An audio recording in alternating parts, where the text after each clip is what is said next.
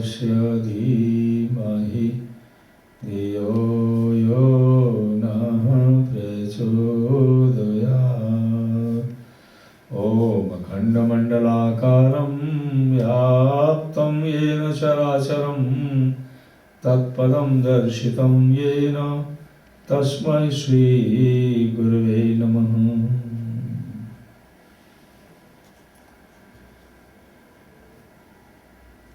देवस्वा बहनों, देवतुल भाइयों,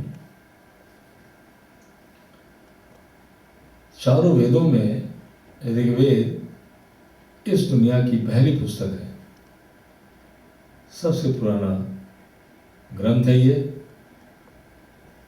professor Max Muller has written this thing.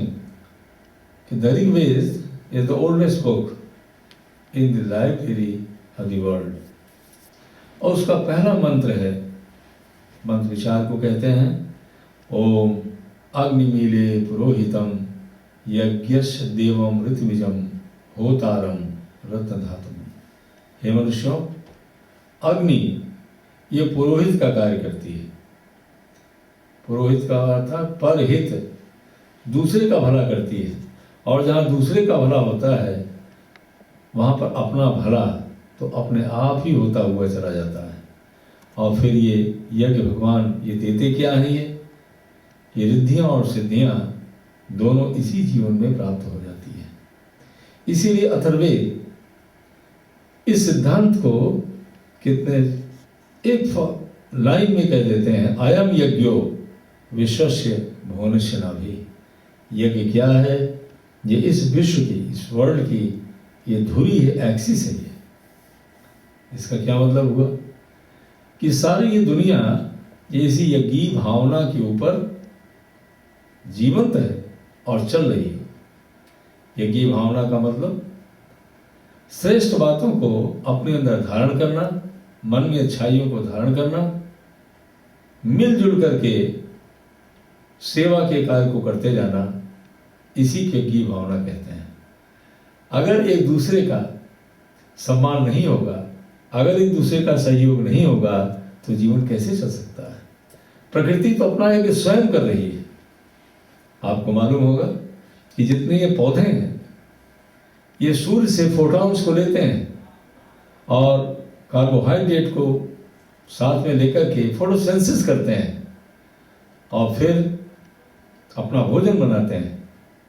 और जो भोजन बनाने के उनके रिएक्शन में ऑक्सीजन निकलती है, वो ऑक्सीजन हम आप लेते हैं और हमारी आपकी कार्बन डाइऑक्साइड को वो लेकर के अपना भोजन बनाते हैं।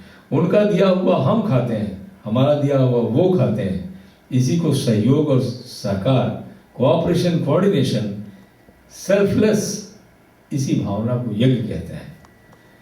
यज्ञ जिसको नोबल डीड्स कहते हैं, वह इसी भावना को पैदा करती है। अब प्रश्न ये पैदा होता है कि यज्ञ कैसे किया जाए।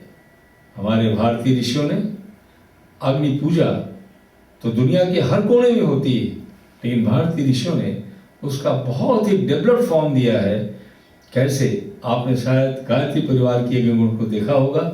उसमें 3 स्टेप्स होते हैं, नीचे ब्लैक, बीच में रेड, ऊपर व्हाइट कलर के स्टेप्स होते हैं।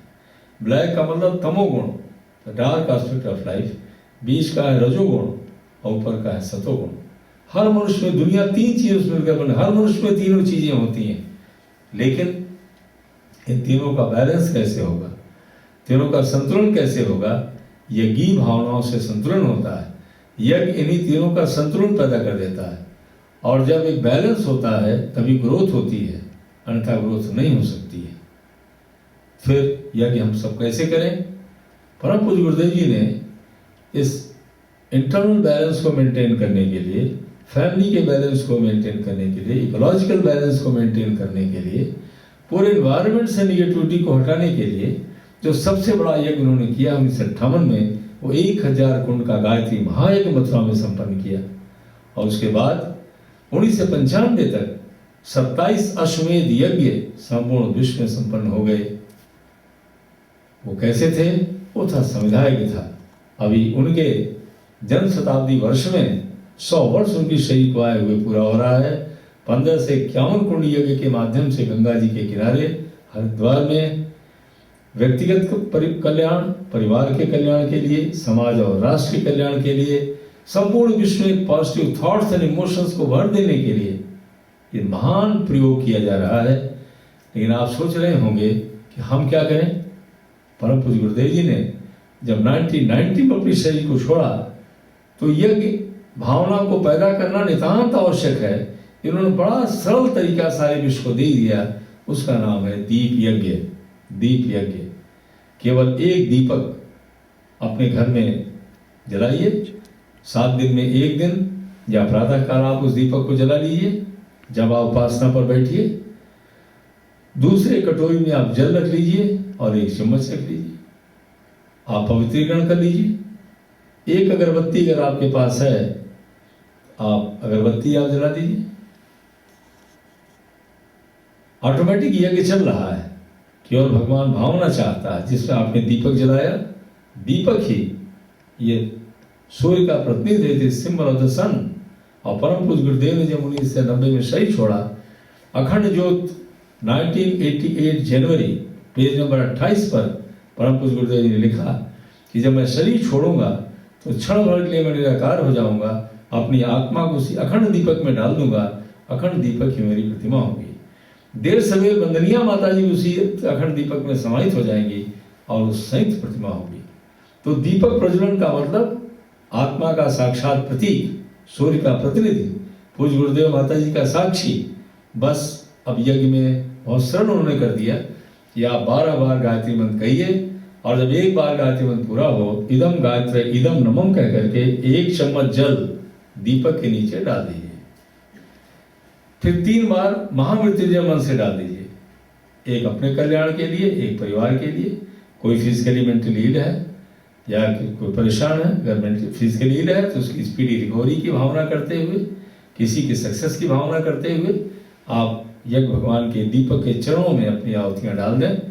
और बाद में फिर आप सबके कल्याण की भावना से महामृत्युंजय डालें, अर्थात 3 बार कम से कम महामृत्युंजय का आहुतियाँ डालें और 12 बार गायत्री महामंत्र से आहुतियाँ डालें, इदम गायत्री इदम नमम कहते हुए, इदम महामृत्युंजय इदम नमम कहते हुए।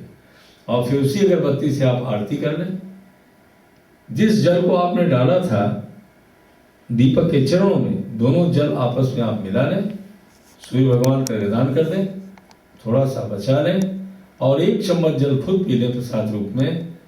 यज्ञ भगवान का प्रसाद, महान तपस्वी ऋषि युग्म का प्रसाद हम धारण कर रहे हैं और दूसरों के कामना की भावना से विदित कर दें। बस दीप यज्ञ पूरा हो गया। ये दीप यज्ञ क्या है? ये अगर हम विज्ञान की भाषा में एक चिकित्सक के रूप में वार्ता करें तो जिस समय हम मंत्र को कहते हैं, अग्नि के समझ जाती है और हमको प्रेरणा देती है। इसीलिए विज्ञान इसको कहता है audio visible auto suggestive device. Think positive and grow rich. अपने को सजेस्ट करिए और आगे बढ़िए। दीप यज्ञ अपने को पॉजिटिव बनाने का, अपने को आगे बढ़ाने का एक बहुत ही सरल तरीका, जिसमें उनकी शक्ति चल रही है, हमको आपको प्राप्त हो गई है। अगर हम आप करेंगे, 7 दिन में 1 दिन भी अगर दीप यज्ञ करते रहेंगे तो हमारा विश्वास है आप उस फल को प्राप्त करेंगे जैसा लाखों लोग प्राप्त करते चले जा रहे हैं, कि आप निरंतर मेंटल पीस, हार्मनी, अंदर में एक ज़ील आपकी बनती चली जाएगी, प्रॉपर सोल्यूशन आपके मन में मिलता हुआ चला जाएगा, and all problems will be sorted out. आप प्रॉब्लम्स को सॉल्व करें, जीवन आपका अच्छा हो। इन्हीं शब्दों के साथ बात को समाप्त करते हैं। ओम शांति।